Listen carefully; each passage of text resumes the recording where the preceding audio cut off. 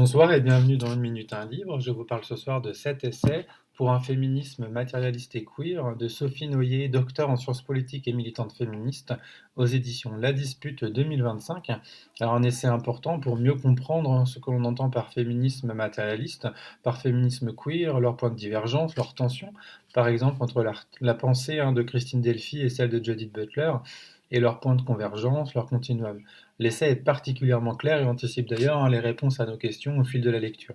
À titre personnel, c'est un sujet qui m'interroge beaucoup et j'ai tendance à opter pour l'intitulé de l'ouvrage, pour un féminisme matérialiste et queer. Alors dans l'idée d'écouter tout d'abord ce que chacune et chacun tient à défendre d'ailleurs. Sophie Noyer prend le temps de tout préciser de manière pédagogique et se propose d'aller plus loin qu'une stratégie d'alliance et propose de réfléchir à la construction d'une contre-hégémonie féministe. L'idée n'est pas ici de hiérarchiser les courants ni de compter les points, mais plutôt d'en comprendre les fondements et les enjeux, mais également de tenter de fissurer des malentendus conceptuels et politiques. Donc quid du féminisme matérialiste et quid du féminisme queer? Par exemple, concernant les critiques mutuelles adressées, les féministes matérialistes reprochent aux féministes queer, et bien notamment de ne pas prendre en compte les racines matérielles du patriarcat, de nier la hiérarchie structurelle des hommes sur les femmes, d'échouer à se transformer les structures de la domination, d'avoir une conception idéaliste, ou encore de nier l'impact réel, solide et pérenne de la construction sociale. Par ailleurs, les critiques adressées aux matérialistes s'orientent vers une vision monolithique de la domination, d'échouer à prendre en compte la complexité des rapports de pouvoir, d'exclure les sujets qui ne sont pas des femmes cis, d'homogénéiser le groupe femmes, de nier la permanence des rapports de pouvoir, ou encore d'avoir une conception essentialiste, ou encore de postuler en dehors du pouvoir et une essence libre finalement du sujet à retrouver. Au final, Sophie Noyer explore finalement des courants complémentaires pour un féminisme radical. Alors ainsi pour s'éloigner d'une vision matérialiste essentialisante et d'une vision queer idéalisante, et pour penser plutôt à un socle commun lié à la question du constructivisme. Par exemple, les féministes matérialistes et queer contestent l'argument essentialiste selon lequel la nature a un sens en elle-même, en dehors de la praxis humaine, et soulignent au contraire l'imposition du social dans la sexuation des corps. Cela est bon à rappeler à une époque où les arguments naturalistes ont le vent en poupe avec un regain de positions réactionnaires, en particulier transphobes et contre l'avortement, précise Sophie Noyer. Alors on retrouve également un point de convergence vers une conception radicale et intersectionnelle de la lutte, au sens où une seule transformation des racines structurelles de la domination est jugée stratégique.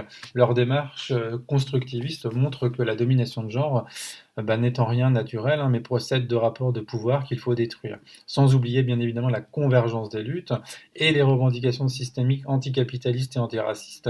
À noter que le mode de production patriarcal est à différencier du mode capitaliste, tout en soulignant les liens. Ainsi, quid du matérialisme queer dans cette continuité et ce continuum?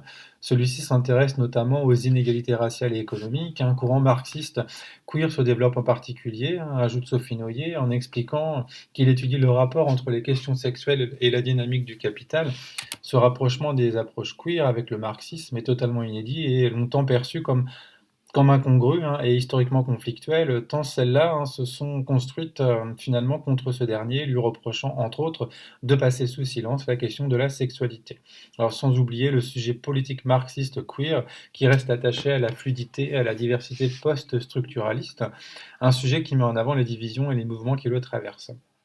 Enfin, dans les collectifs queer féministes, le sujet politique n'est pas seulement les femmes, mais tous finalement les oppressés du système patriarcal. Et c'est bien là l'essentiel. Le désaccord n'est pas que moral, mais épistémologique et stratégique. On pense une démarche de pont, on garde l'idée matérialiste que le patriarcat est un système d'exploitation réel, avec des effets très concrets sur les corps et les vies, travail, précarité, violence. Et on intègre l'apport queer, le genre et la sexualité ne sont pas naturels. Ils sont finalement produits par des normes, des discours et des régimes de pouvoir. Et le féminisme matérialiste queer, c'est penser le genre comme un système d'exploitation incarné, produit à la fois par des conditions matérielles et par des normes sans hiérarchiser l'un sur l'autre. Alors une force politique qui pense le pont sans dissoudre finalement les conflits et qui tient ensemble matérialité et normes. Voilà, je vous invite vraiment à découvrir cet ouvrage, cet essai. C'est un élément très important si vous voulez vraiment en savoir un petit peu plus sur ces questions de féminisme, en tout cas matérialiste et queer, et avoir une pensée plus précise en tout cas sur ce sujet. Je vous souhaite une bonne lecture, une bonne découverte et à bientôt.